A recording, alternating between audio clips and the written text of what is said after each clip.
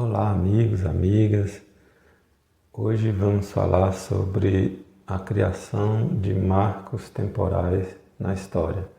Para contar qualquer história, a gente precisa fazer uma seleção, a gente precisa fazer um recorte no passado, né, para contar uma história. Se eu pedir para você contar a sua história agora, né, certamente você vai fazer isso, né? Porque não dá para você contar tudo o que aconteceu na sua vida nos mínimos detalhes, né? Então, vai recorrer ao seu passado, né? Selecionar alguns acontecimentos, aqueles que foram mais marcantes para você, né? E vai contá-los agora, né? Você não vai conseguir falar tudo, exatamente tudo que aconteceu. Então, o ato de contar uma história é sempre o ato de uma seleção, de um recorte, né? Dessa grande massa que é de informações que é o passado, né? Você vai lá e vai retirar alguns acontecimentos que são representativos da sua história e vai dizer, essa é a minha história, né? Então, o historiador, quando ele vai produzir a história, ele faz isso também, né? Ele seleciona, recorta acontecimentos que são os mais importantes, né, para poder contar a história da humanidade. Aí entra uma das questões mais importantes para a história, né, que é definir quais são os acontecimentos importantes. É claro que uma série de coisas interferem aí nessa definição, né, mas vamos estabelecer o seguinte: existem acontecimentos que interferem no curso da história, né? Existem acontecimentos que mudam definitivamente a forma como a humanidade vive, né? Às vezes uma invenção, uma máquina, uma ferramenta, às vezes um livro onde um filósofo sintetiza ideias revolucionárias, né? Às vezes um governo, né, de um determinado rei, príncipe, presidente, enfim, uma guerra.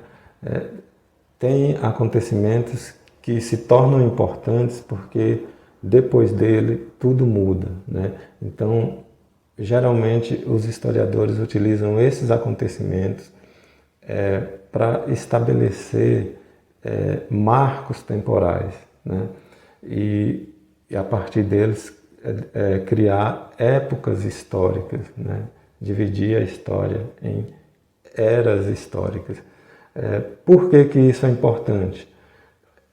Porque isso é uma forma de organizar o passado, né? O passado ele é uma grande massa de informações que precisa ser organizado para poder caber numa história, né? Para poder dar sentido à história. Então, a criação dos marcos temporais são importantes para que a gente possa extrair sentido do passado. Por exemplo, a história do Brasil, tradicionalmente, ela é dividida em 3 grandes períodos, né? A época colonial, o Império e a República. O que foi decisivo aí nessa divisão? Os acontecimentos políticos, né? O status político e os regimes políticos que se criaram no Brasil, que foi utilizado para dividir a história do Brasil nesses 3 grandes períodos, né? Existe uma divisão clássica da história que foi feita no século XIX, né, em 5 grandes períodos: pré-história, Idade Antiga, Idade Média, Idade Moderna e Contemporânea.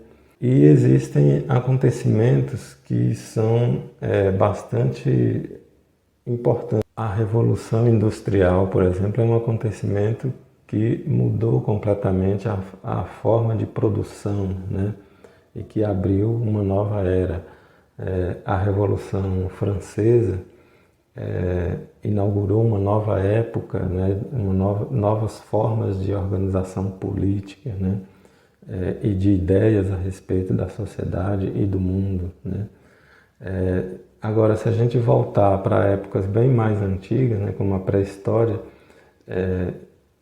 a invenção da agricultura, por exemplo, é um acontecimento que mudou completamente, né, a vida da humanidade.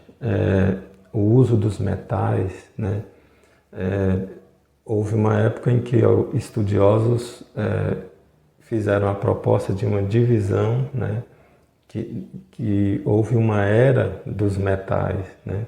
Enfim, então são acontecimentos que são bastante relevantes para a história da humanidade e por isso eles são usados como marcos, né, temporais. Enfim, é isso. Um abraço para você e até a próxima.